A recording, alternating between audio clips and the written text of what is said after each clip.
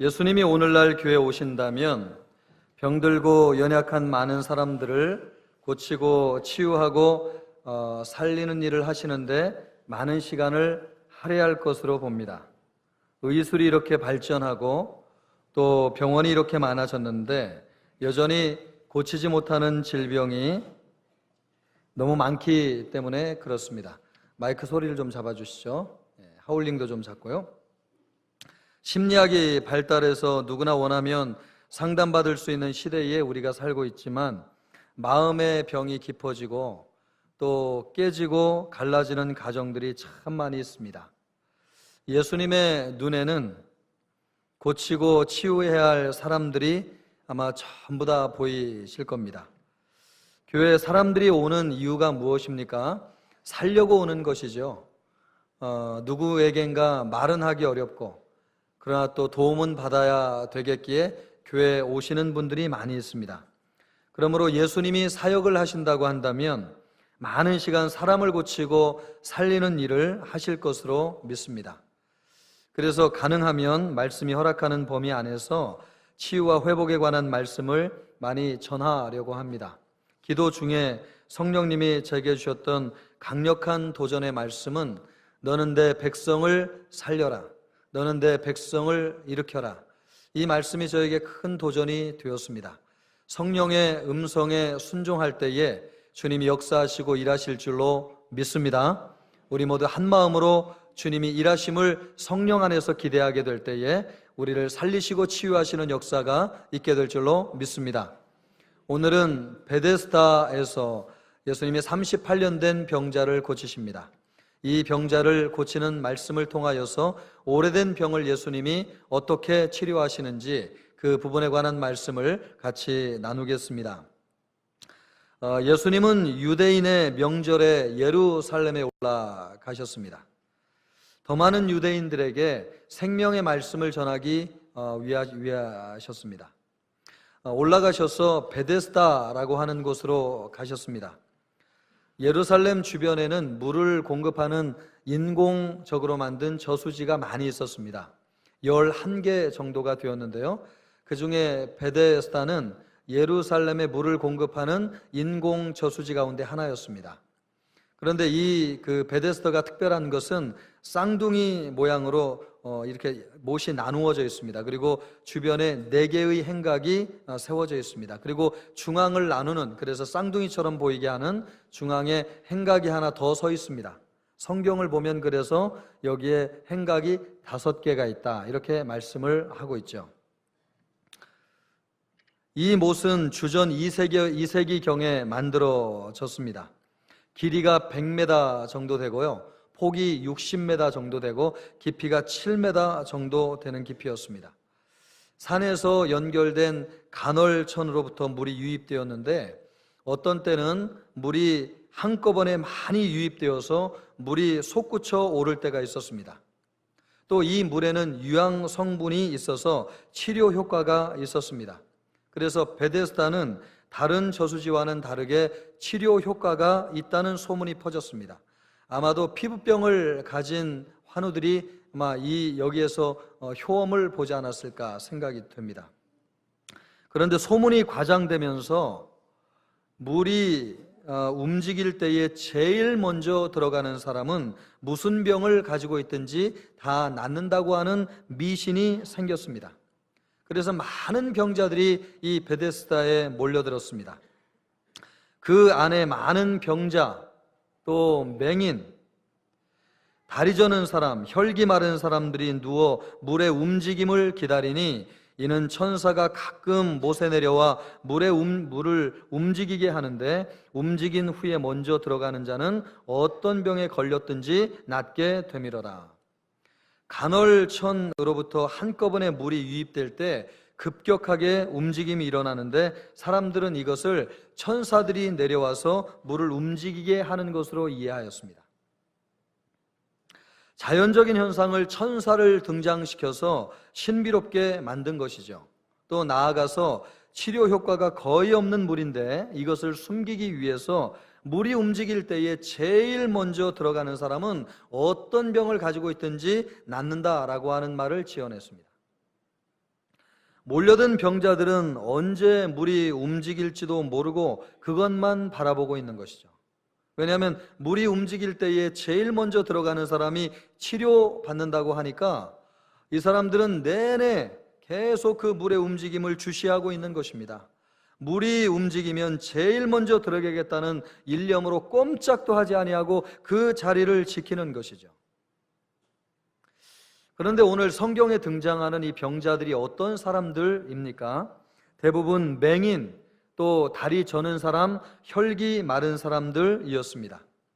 맹인은 앞을 볼 수 없는 사람이죠. 그런데 여러분, 이것이 얼마나 모순된 일입니까? 물이 움직일 때에 제일 먼저 들어가야지 병을 치유받는데 맹인은 물의 움직임을 볼 수 있는 거예요? 없는 거예요? 없는 거죠. 그러니까 불가능한 이야기죠. 또 다리 저는 사람은 절름발이를 이야기하는데 다리를 저는 사람입니다. 물이 출렁이는 움직임을 보았다고 할지라도 제일 먼저 그 물에 뛰어들 수 있을까요? 불가능한 일입니다. 또 혈기 마른 사람이라고 하는 것은 사지가 마비된 사람을 일컫는 것입니다. 뇌졸중으로 인해서 혈관이 막히면 팔다리가 마비가 오지 않습니까? 그런 사람이 물이 움직일 때에 제일 먼저 몸을 던져서 물에 몸을 담글 수 있겠습니까? 불가능한 일입니다. 그러니 여러분, 이것이 얼마나 비참하고 가련한 광경이에요. 움직일 수 없는 사람에게 움직이라고 요구하는 것이니, 더군다나 잽싸게 움직여서 제일 먼저 들어가야지 물의 효력을 볼 수 있다고 이야기하는 것이니 여러분이 얼마나 가련하고 비참한 광경입니까? 그래서 제임스 보이스 같은 위대한 설교자들은 이 본문을 설교하면서 가련한 한 폭의 그림이라고 이야기하면서 인간의 절망적이고 비참하기 짝이 없는 모습을 그려 극적으로 보여준다라고 설교하였습니다. 여러분이 상상하면 그렇잖아요? 눈앞에 물이 있는데 몸을 담궈야지 치료를 받는데 이런 불구가 된 사람들이 몸을 담글 수 있겠습니까? 불가능한 일이죠. 베데스다는 세상이고 거기에 누워있는 병자는 인간입니다. 베데스다는 본래 은혜의 집, 또 자비의 집이라고 하는 뜻입니다. 사람들은 거기에서 은혜를 구하고 자비를 구하였습니다. 그러나 거기에서 은혜도 없었고 거기에는 자비도 없었습니다. 치열한 경쟁만 있었습니다. 남들보다 한 발짝 더 앞서기 위해서 서로를 경쟁하며 의식하였습니다. 서로 속고 속였습니다. 아무것도 할 수 없는 사람들에게 하라고 요구하는 무자비한 곳이었습니다. 그곳은 세상이었습니다. 율법이 지배하는 세상이었습니다.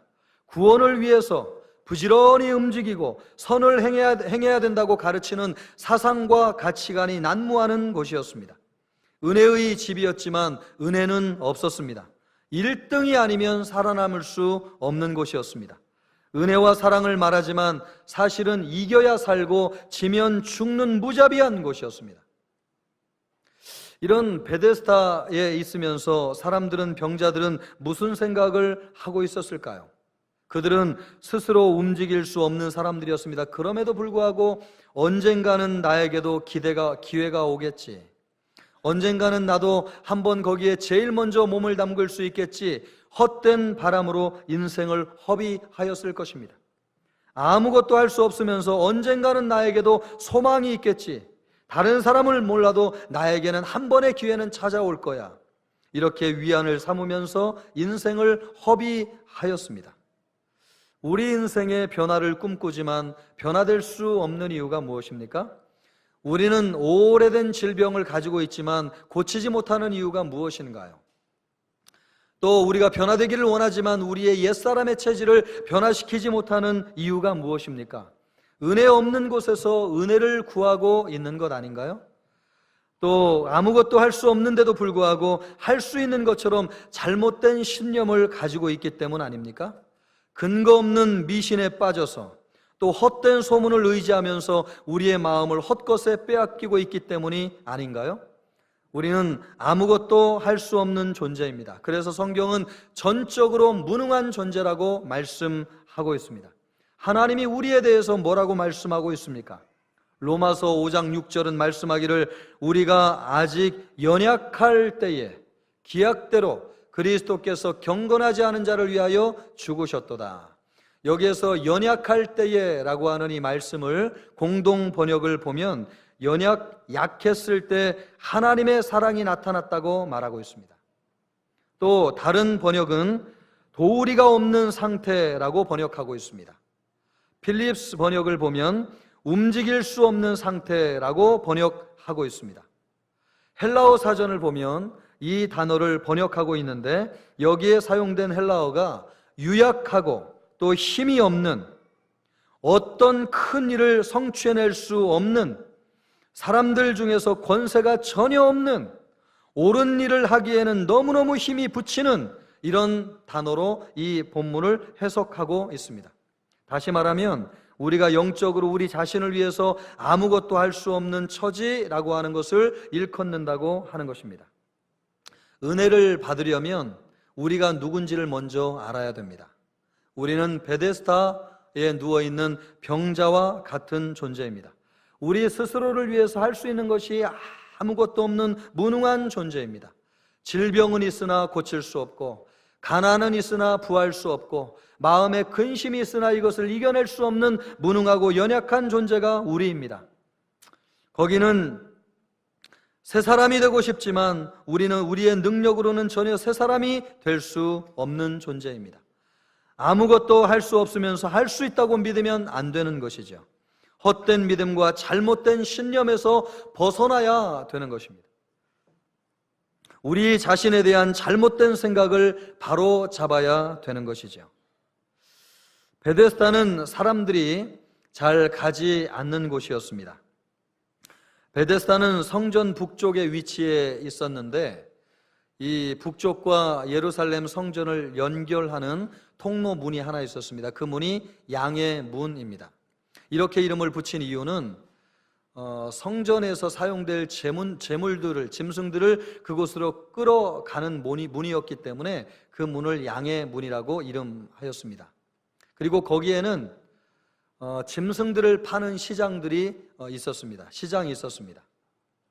그러니까 사람들이 그곳에 일부러 잘 가지 않았습니다. 또 베데스다는 양의 못이라고 하는 이름을 가지고 있었는데 그것으로 끌고 들어가는 짐승들을 베데스다에서 깨끗이 씻겨서 들여갔기 때문에 그렇습니다.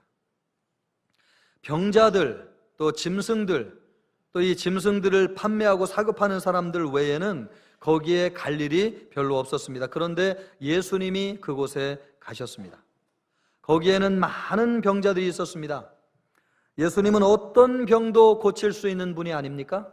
예수님은 말 한마디로 죽은 사람을 살리시는 분이십니다. 그리고 병자를 고치고 치유하시는 분이십니다. 예수님은 누구든 고치시고 살리시고 치유하시는 분이십니다. 그분이 지금 병자들이 가득한 베데스다에 나타나셨습니다. 그런데 놀라운 사실은 아무도 예수님을 알아보는 사람이 없었다고 하는 사실입니다. 왜 그렇습니까? 물의 움직임에 집중해서 보느라고 예수님을 볼 수 없었던 것입니다. 언제 물이 움직여서 내가 제일 먼저 뛰어들어갈까? 온통 이런 생각에 사로잡혀서 치유의 능력을 가지시고 기도에 주님이 오셨는데도 불구하고 그 예수님이 옆에 오신지를 보지를 못하고 있는 것입니다. 온통 물의 움직임을 주시하느라고 예수님이 옆에 계신 것을 볼 수 없었습니다. 예수님은 베데스다 같은 세상에 죄인을 구원하기 위해서 오셨습니다. 가난하고 병들고 소외된 사람들을 고치고 살리기 위해서 오셨습니다. 예수님은 우리 교회에도 오셨다고 믿습니다. 예수님은 여러분의 가정에도 오셨다고 믿습니다. 예수님은 우리의 직장과 일터에도 오셨다고 믿습니다. 예수님은 우리나라에도 오셨습니다. 전 세계 어디에도 예수님이 오시지 않은 곳은 아무데도 없습니다. 예수님은 임마누엘 되셔서 세상 끝날까지 영원히 내가 너희와 함께 하시겠다고 말씀하셨습니다. 그러므로 이 자리에도 예수님이 함께하고 계신 줄로 믿습니다. 예수님이 치유를 들고 오셨습니다.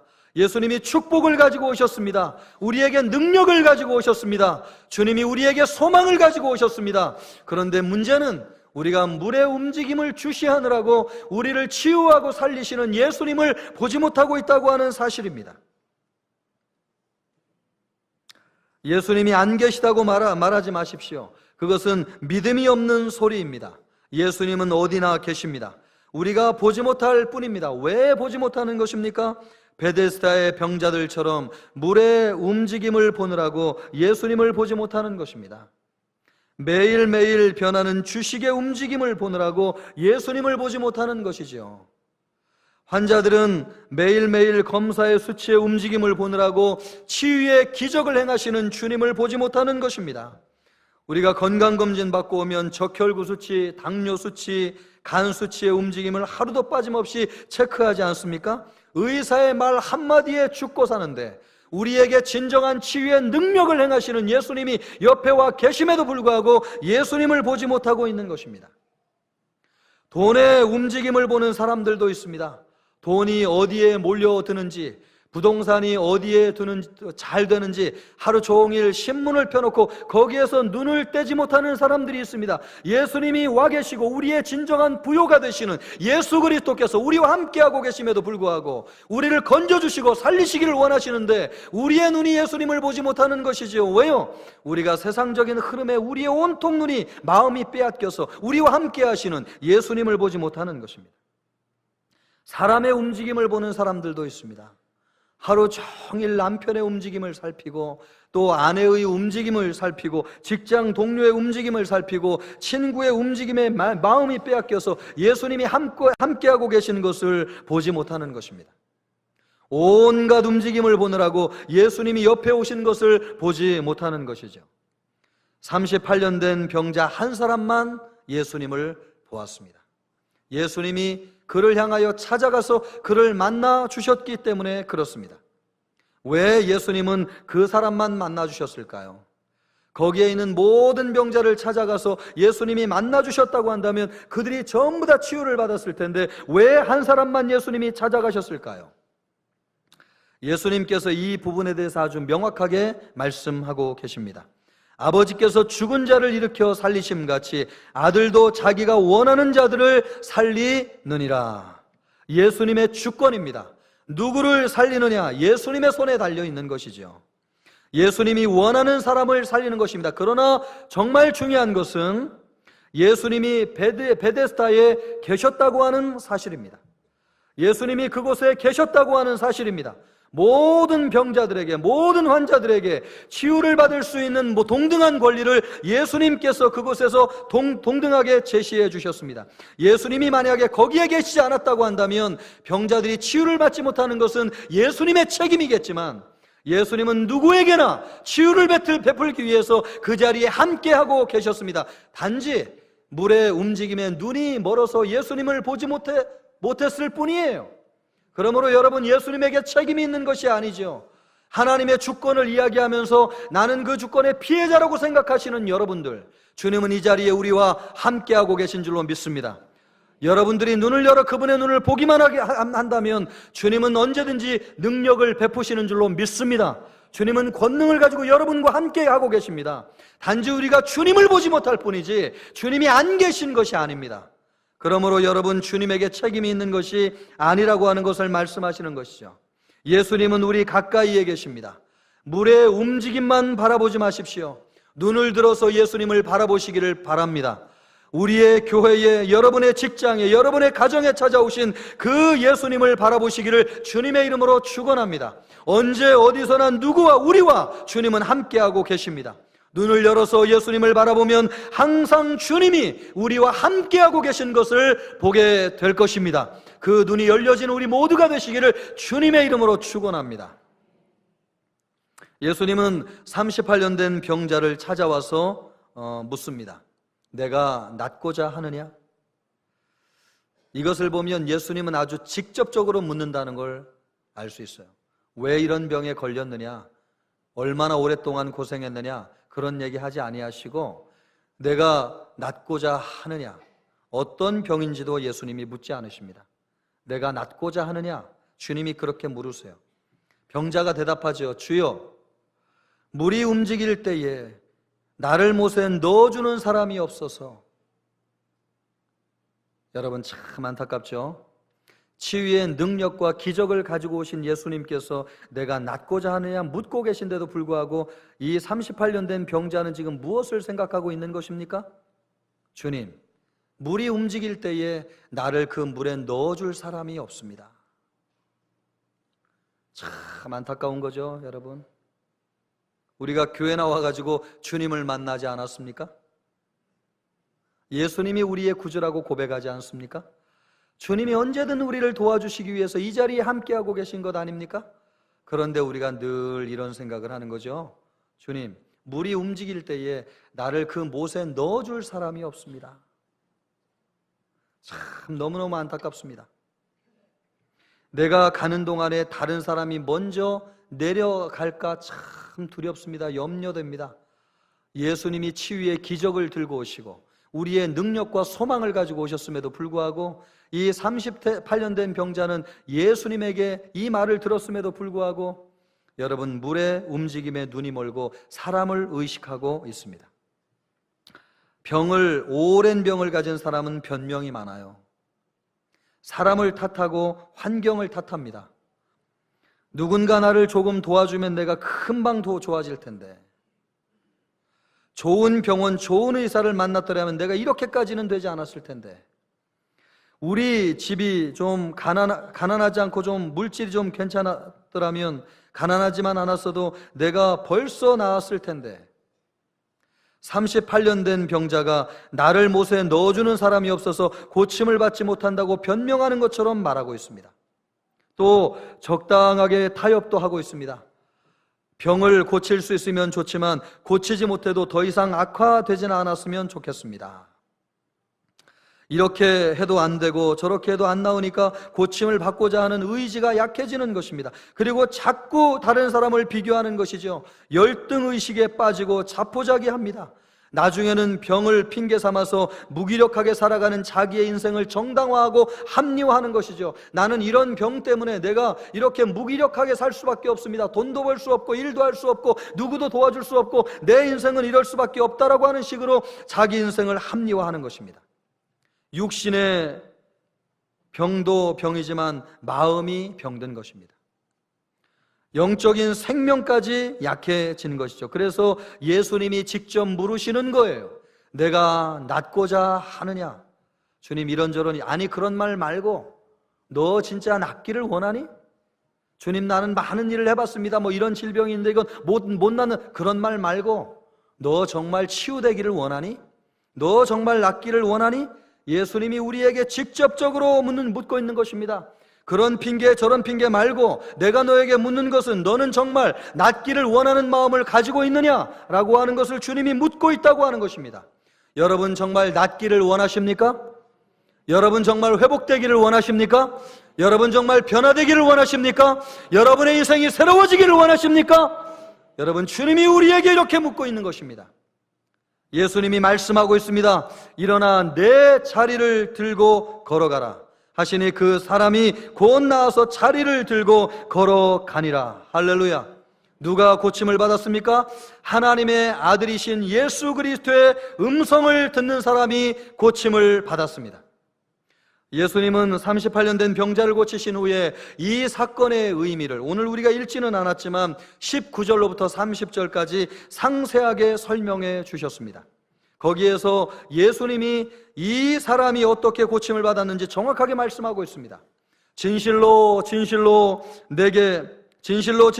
너희에게 이르노니 죽은 자들이 하나님의 아들의 음성을 들을 때가 오나니 곧 이때라. 듣는 자는 살아나리라. 할렐루야. 하나님의 아들의 음성을 들을 때가 오나니, 하나님의 아들의 음성을 들을 때가 오나니 듣는 자는 살아나리라. 할렐루야. 여러분이 38년 된 병자가 어떻게 살아났습니까? 몸을 던져서 살아났나요? 물이 움직일 때에 제일 먼저 쫓아갔습니까? 그렇지 않습니다. 그의 병은 다른 사람보다 더 위중한 것이었습니다. 그러나 그가 하나님의 아들의 음성을 들었을 때에 벌떡 일어나서 걸어갈 수 있었습니다. 하나님의 아들의 음성을 듣는 자가 살아나게 되는 줄로 믿습니다. 주님이 그래서 말씀하고 있는 것입니다. 하나님의 아들의 음성을 들을 때가 오나니 그 음성을 음성을 듣는 자가 살아나느니라. 할렐루야. 그래서 주님이 우리에게 말씀하고 있는 것입니다. 하나님의 아들의 음성을 듣는 자가 살아나는 것입니다. 하나님의 아들의 음성을 들을 때가 곧 이때라고 말씀하고 있습니다. 하나님의 아들의 음성은 세상의 소리와 다른 음성입니다. 하나님의 아들의 음성은 사람의 소리도 아닙니다. 첫 번째로 하나님의 아들의 음성에는 조건이 없습니다. 내가 무엇을 하면 고쳐준다, 정성을 들여라, 돈을 들여라, 이런 말을 일절 주님은 하시지 않습니다. 두 번째로 분명합니다. 복잡하거나 어렵지 않습니다. 초등학생이 들여도 그 말씀이 무슨 뜻인지 금방 알 수 있습니다. 세 번째로 대가를 요구하지 않습니다. 고쳐주면 무엇을 바쳐라, 내 아들을 드려라, 내 어머니를, 내 딸을 드려라, 내 인생을 드려라, 내 집을 바쳐라. 예수님의 응답에는 그런 말씀이 없습니다. 네 번째로 확신이 있습니다. 긴가민가 의심하지 않습니다. 듣는 순간 이것이 고침받을 수 있겠구나, 내가 일어날 수 있겠구나, 주님이 나에게 주시는 말씀이구나, 이런 확신이 들려집니다. 이런 음성을 들으면 하나님의 아들의 음성을 들은 것입니다. 이것은 마음으로 듣는 소리예요. 영으로 듣는 것입니다. 같은 말씀을 들어도 하나님의 아들의 음성을 들을 때가 있습니다. 그 음성이 내 마음을 두드릴 때가 있습니다. 내 마음을 열 때가 있습니다. 내 영이 깨어날 때가 있습니다. 하나님의 말씀을 통해서 내 영에 말씀하시는 하나님의 아들의 음성으로 들릴 때가 있습니다. 이것이 하나님의 아들의 음성이구나, 주님이 나를 살리시겠구나, 주님이 나를 일으키시겠구나, 이것이 주님의 응답이겠구나, 이런 확신이 들어요. 그것은 마음으로 듣는 것입니다. 영으로 깨닫는 것입니다. 하나님의 말씀을 들어도 그런 하나님의 음성을 듣는 사람이 있어요. 하나님의 아들이 나에게 말씀하시는 그 음성을 듣는 사람이 있습니다. 그 음성을 들으면 살아나는 것입니다. 그 음성을 들으면 일어나는 것입니다. 그 음성을 들으면 주님이 역사하시는 것입니다. 병을 고치는 것은 행위로 고치는 것이 아닙니다. 물이 움직일 때에 제일 먼저 몸을 던져서 이 사람이 치유된 것이 아니에요. 병은 하나님의 아들의 음성을 들을 때에 낫는 것입니다. 베데스다 못에 누워있는 병자들의 공통점이 한 가지 있었습니다. 여러분, 그것이 무엇일까요? 이들은 전혀 움직일 수 없는 사람이었어요. 사지를 쓸 수 없는 사람이 대부분이었어요. 그러나 이들에게는 한 가지 공통점이 있었습니다. 하나님의 아들의 음성을 들을 수 있는 귀가 열려져 있었습니다. 그들은 맹인이었습니다. 그러나 귀는 열려져 있었습니다. 그들은 절름발이었습니다. 그러나 귀는 열려져 있었습니다. 사지를 쓸 수 없는 뇌졸중 환자들이었습니다. 그러나 그들의 귀는 열려져 있었습니다. 그래서 주님이 뭐라고 말씀하시는 거예요? 하나님의 아들의 음성을 들을 때가 오나니, 하나님의 아들의 음성을 들을 때가 오나니, 사지를 쓸 수 없는 우리가, 여러분, 우리 자신을 위해서 아무것도 할 수 없는 전적으로 무능한 우리에게 주님이 우리를 살리시는 길이 무엇입니까? 하나님의 아들의 음성을 들을 때가 오나니 그 음성을 듣는 자는 살아나느니라. 할렐루야. 그래서 주님이 우리에게 하나님의 아들의 음성을 들려주시는 것입니다. 행위를 요구하는 것이 아니에요. 우리에게 물질을 바치라고 말씀하시는 것이 아니에요. 더 도덕적으로 선하게 열정적으로 너희의 인생을 살라고 주님이 말씀하시는 것이 아닙니다. 그래야지 부하고 잘되고 형통한다고 주님이 말씀하시는 것이 아니에요. 주님이 뭐라고 말씀하세요? 우리는 전적으로 무능한 존재입니다. 아무것도 우리 자신을 위해서 할 수 없어요. 우리 가정을 위해서, 우리 자녀들을 위해서 우리가 무엇을 할 수 있겠습니까? 그래서 주님이 말씀하시는 것입니다. 하나님의 아들의 음성을 듣는 자가 살아나느니라. 주님이 우리에게 하나님의 아들의 음성을 들려주시기를 원하시는 것. 그래서 여러분, 이 무능한 존재, 전적으로 무능한 이 죄인들, 아무것도 할 수 없는 이 사람들에게 귀는 열려져 있는 것이죠.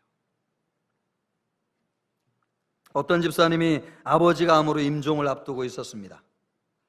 예수님을 믿지 않았기 때문에 아버지가 지옥 가는 것, 천국 가지 못하는 것이 너무너무 두려운 일이었습니다. 마음이 간절해질수록 성령님이 집사님의 마음에 또 용기를 주셨어요. 매일 병원을 매일 찾아갔습니다.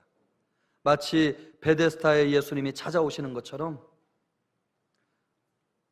아버지가 들을 수도 없고 누워있어서 고통 가운데 오늘 죽을지 내일 죽을지 모르지만 어찌됐든 여러분, 아버지를 매일매일 찾아갔습니다. 아버지가 듣든지 듣지 않든지 계속해서 성경을 읽어드렸습니다. 요한복음 3장 16절, 하나님이 세상을 이처럼 사랑하사, 여러분이 찬양 있잖아요.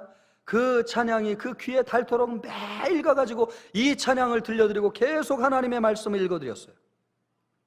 그 말씀이 하나님의 아들의 음성이 될 때까지 매일매일 그 말씀을 읽어드렸어요. 그 말씀을 듣고 아버지의 마음이 열렸습니다. 그래서 아버지가 예수님을 구주로 영접하고 그 병상에서 세례를 받으시고 하나님의 부름을 받았습니다. 할렐루야. 율법은 행위를 요구하고요, 우리가 열심히 살고 노력하면 잘되고 좋아질 것이라고 가르칩니다. 그러나 예수님은 하나님의 아들의 음성을 들어야 산다고 말씀하고 있습니다. 하나님의 아들의 음성을 들으시기를 바랍니다. 오랜 질병으로 고통당하고 있습니까? 여러분의 가정의 문제가 해결되지 않아서 평생을 씨름하고 있습니까?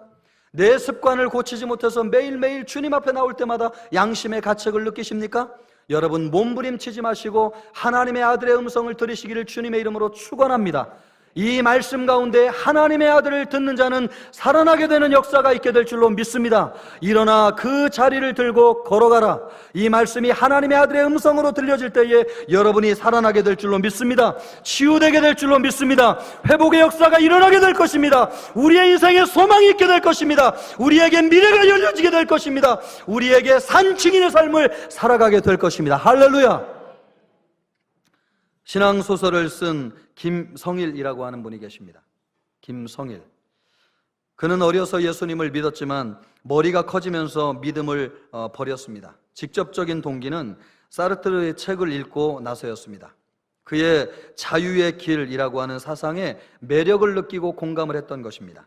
이 사상은 누구든지 자기가 원하는 방식대로 살아야 되고, 그러다가 저지른 행동에 대한 잘못은 전적으로 자기 자신이 책임을 져야 된다라고 하는 사상이었습니다. 그 말이 이분의 마음속에 와닿았습니다. 째째하게 날마다 교회 나가가지고 주여 주여 하면서 사는 것보다도 당당하게 살고 내 행동에 대해서 책임을 지는 것이 얼마나 멋진 인생인가, 그렇게 살아보기로 결심하였습니다. 그리고 마음속에 있는 예수님을 깨끗이 지웠습니다. 해방감과 자유를 누리면서 몇십 년을 살았습니다. 그러나 아내가 위암 선고를 받고 수술하게 된 바로 그 순간, 자신은 아무것도 책임질 수 없는 38년 된 병자와 같은 무기력한 존재라고 하는 사실을 깨닫게 되었습니다. 아내를 병들게 한 장본인이 자신이라고 하는 것을 알았기 때문에 그렇습니다. 날마다 술 먹고 집에 오면 아내를 들들 볶고 어떤 때는 외박을 해서 아내에게 심한 스트레스를 주었습니다. 그래서 아내의 위벽이 헐고 나중에는 암이 생겼다고 하는 결론에 이르게 되었습니다. 아내를 병들게 한 사람이 자신이었기 때문에 자신이 책임을 져야 했습니다. 그러나 자유의 길을 택했노라고 큰 소리를 쳤지만 막상 아내가 병에 걸려가지고 죽음을 맞이하게 될 때는 아무 책임도 질 수가 없었습니다. 너무너무 부끄러웠습니다. 그렇게 매력적으로 보였던 사르트르도 아내의 병 앞에서는 아무 도움이 못 된다는 것을 알고 너무너무 고통스러웠습니다. 바로 그때에 찾아온 분이 계셨습니다. 중학교 3학년 때 거침없이 발로 차버린 예수라고 하는 사나이였습니다.